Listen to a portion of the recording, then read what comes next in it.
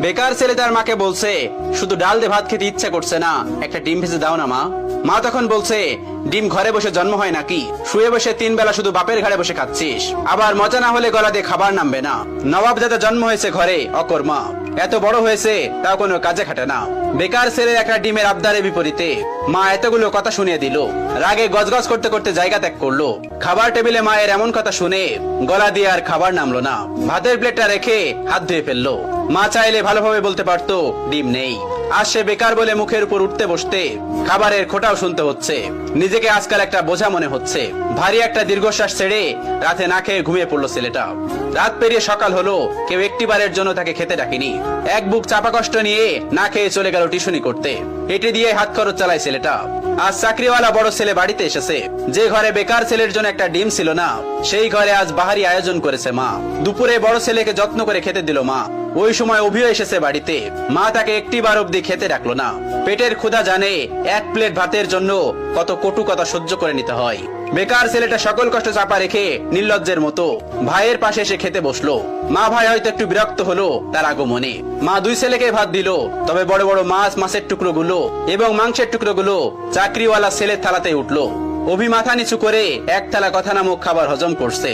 আর সেই ফাঁকে মা বড় ছেলের ভাতের নিচে বড় সড়ক একটা চিংড়ি গুজে দিল, যা চোখ এড়ালো না বেকার ছেলেটির। কে বলল বাবা মায়ের ভালোবাসা সব সন্তানের জন্য সমান হয়? এই যে মায়ের ভালোবাসায় কত ব্যবধান, এই কষ্টগুলো কাউকে বলা যায় না, আর সহ্যও করা যায় না। আজ তারও একটা চাকরি হলে মা তাকেও নিশ্চয়ই এভাবে এক্সট্রা খাতির যত্ন করত, কথায় কথায় মন্দ বলতো না। হঠাৎ চোখের কোনায় দুফোঁটা জল চিকচিক করছে ছেলেটার। সাথে সাথে খুব গোপনে তা লুকিয়ে প্লেটের ভাতগুলো চুপচাপ খেয়ে নিল। বিষণ্ণ মনটা নিয়ে শুয়েছে ছেলেটা কিছুক্ষণ। এরই মধ্যে মুঠোফোনটা বেজে উঠলো। তার প্রিয় মানুষটি ফোন দিয়েছে। তার প্রিয় মানুষটির ফোনের নামটা দেখে অভির মুখে হাসি ফুটে উঠলো। রিসিভ করার সাথে সাথে তার প্রিয় মানুষটি ব্যস্ত কণ্ঠে বলল, অভি, তোমার সাথে বিকাল 4টায় আমি দেখা করতে চাচ্ছি। আমি নদীর পাড়ে অপেক্ষা করছি তোমার জন্য। তুমি তাড়াতাড়ি চলে এসো, জরুরি কথা আছে। অভির হাসি মুখটা চুপসে গেল এক নিমিষেই। পকেটটা একেবারে শূন্য। টিউশনির টাকা পেতে এখনো 10 দিনের মতো লাগবে। নিজের কাছে গাড়ি ভাড়াটাও নেই। তবুও মৃত্যু হেসে তার প্রিয় মানুষটাকে বলল, ঠিক আছে, আমি আসছি।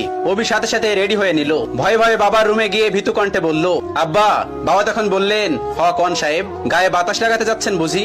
বাবার ঠেস মারা কথা গায়ে মাখলো না অভি, বরং অনুনয় করে বলল, আমাকে 100 টাকা দিবেন আব্বা, খুব আর্জেন্ট দরকার। বাবা তখন বলল, টাকা তো আর গাছে ধরে না যে তোকে ছিঁড়ে ছিঁড়ে দিব। নিজে কামাই করতে পারিস না? মানুষের ছোট ছোট পোলা বানো কত টাকা কামাই, পুরো সংসার চালাই, আর এত বড় দামড়া হয়েও বাপের কাছে টাকা চাও? এই লজ্জা করে না তোর? তুই সারাদিন গায়ে বাতাস লাগায় বেড়াবি, আর প্রত্যেক দিন তোর আমি টাকা দিব? অনেক তো বাসায় বাসায় খাওয়াইছি, আর না। তুই আমার সোজা সাপটা কথা শোন, আমি তো এত পকেট খরচ দিতে পারবো না। এখন থেকে নিজে নিজে ইনকাম করে খা, আর তা না পারলে আমার ঘর থেকে বাইর হয়ে যা। এত ঝামেলা আমার সহ্য হয় না, তুই আমার চোখের সামনে থেকে দূর হ। বাবার এতগুলো কথা শুনে ছেলেটার বুকটা মোচড় দিয়ে উঠলো। ভারী কয়েকটা দীর্ঘশ্বাস পেলে নিঃশব্দে বের হয়ে আসলো ঘর থেকে। এদিকে প্রিয় মানুষটা বারবার কল দিয়ে তাকে তাড়া দিচ্ছে। নিজেকে সামলে নিল অভি। বাগান থেকে একটা গোলাপ ছিঁড়ে নিজের পকেটে রেখে দিল অভি। অতঃপর পায়ে হেঁটেই গেল যথার্থ স্থানে। প্রিয়তমা আগে এসে বসে আছে। অভিকে দেখে উঠে দাঁড়ালো এবং বিরক্ত কণ্ঠে বলল, এত দেরি করলে যে? জানো আমি কতক্ষণ ধরে বসে আছি? অভি তখন বলল, সরি আমার অনুরাগী, রাগ করো না আমার উপর, আসতে একটু দেরি হয়েছে। প্রিয়তমা তখন বলল, চুপ করো, চুপ করে থাকো, নিশ্চয় টাকা ছিল না? নিশ্চয় পায়ে হেঁটে এসেছো? অভি তখন মাথা নিচু করে ফেললো। প্রিয়তমা তার হাতে একটা কার্ড ধরিয়ে দিয়ে বলল, সারপ্রাইজ।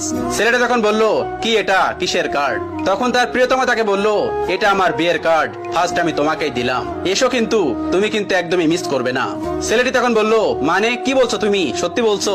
মেয়েটি তখন বলল, হ্যাঁ সত্যি বলছি। অভি কাপা কাপা হাতে কার্ডটি খুলে দেখে নিল। তার বুকের বাঁ পাশটায় চিনচিন করে ব্যথা করছে। কাপা কাপা কণ্ঠে জানতে চাইলো, 3 বছরের সম্পর্কের, তবে আজই কি ইতি কথা? প্রিয়তমা তখন জোর কণ্ঠে বলে উঠলো, হ্যাঁ। ছেলেটি তখন বলে উঠলো, আচ্ছা, ভালোবাসতে না আমায়? তুমি এত স্বাভাবিক, কষ্ট হচ্ছে না তোমার? কি করে পারবে তুমি আমাকে ছাড়া অন্য কাউকে বিয়ে করতে? প্লিজ প্লিজ এমন করো না, বলো এসব মিথ্যে। আমি তোমাকে ভালোবাসি, তোমাকে ছাড়া আমি কিভাবে থাকবো বলো?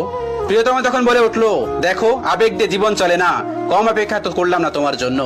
আমি আর আমার বাবা মাকে কষ্ট দিতে পারবো না, আমি চললাম। তখন ছেলেটি অনুনয় বিনয় করে বলছে, আমার হয়ে থেকে যাও না প্লিজ। প্রিয়তমা তখন বলে উঠলো, রাখতে পারবে তুমি? ছেলেটি তখন আবার বলল, আমাকে আরো কয়েকটা দিন সময় দাও না প্লিজ। প্রিয়তমা তখন জোর কণ্ঠে বলে উঠলো, রাখতে পারলে এক্ষুনি, আর না হয় আর আটকেও না। ছেলেটি হাঁটু গেড়ে বসে পড়লো মাটিতে। কিভাবে আগলে রাখবে নিজের ভালোবাসাকে? সে তো নিজেই বেকার, বাসায় নিজেরই তো জায়গা হয় না। তার উপরে অন্য কেউ তো নয়। অতঃপর মনের বিরুদ্ধে যে মাথা নিচু করে বলতে হলো, সরি অনুরাগী, তোমাকে রাখার সাধ্য যে আমার নেই। চলে যাও, তবে সুখী হও স্বামীর ঘরে। ভালো থেকো আমার না হওয়া প্রিয়তমা। বিদায় আমার অনুরাগী। অতঃপর 3 বছরের ভালোবাসার দাপন হলো বেকারত্বের কারণে। এভাবেই প্রতিনিয়ত হাজারো বেকার ছেলে হারায় তাদের প্রিয়তমাকে। অভি টলতে টলতে নদীর কিনারায় বসে পড়লো। নিজেকে পাগল পাগল লাগছে। প্রিয় হারানোর যন্ত্রণা এত তীব্র কেন, এত ব্যথা কেন? এই তো মনে হচ্ছে দমটা বের হয়ে যাবে তার। বুকের বাপাসটা ঝলসে যাচ্ছে তার। চোখ দিয়ে ঝরছে নীরব অশ্রু। বেকারদের এই নীরব অশ্রু লোকচক্ষুর আড়ালেই রয়ে যায়। বুক পকেটের শখের গোলাপটা আর দেয়া হলো না, আর দেওয়া হলো না প্রিয়তমাকে। অভি উঠে দাঁড়ালো এবং গোলাপটা ছুঁড়ে ফেললো নদীর পানিতে। অতঃপর দাঁড়িয়ে বিড়বিড় করে বলল, বেকারত্ব মানে রোজ হাজারো স্বপ্নের বলিদান। বেকারত্ব মানে হলো রোজ বাস্তবতার অনলে পোড়া। বেকারত্বের মানে হলো জ্যান্ত কতগুলো লাশ। বেকারত্ব মানে হলো জীবনের খাওয়া সেরা বাস। গল্পের শেষে আপনাদেরকে বলছি, ওই যে আপনার বাড়িতে বেকার ছেলেটা আছে না, যাকে সারাদিন বাসা থেকে বের করেন, খাবারের খোঁটা দেন, হ্যাঁ তার কথাই বলছি। বিশ্বাস করুন, এই মানুষগুলো ভিতরে ভিতরে প্রতিনিয়ত শেষ হয়ে যাচ্ছে। এদেরকে কথার আঘাতে প্রতিনিয়ত কষ্ট না দিয়ে, তাদেরকে বোঝা মনে না করে, বরং এদের পাশে থেকে এদের মনোবল মজবুত করতে সাহায্য করুন। পারলে একটা কাজ জোগাড় করে দিন, মানসিক শান্তি দিন। পারলে এদের একটু বোঝার চেষ্টা করুন।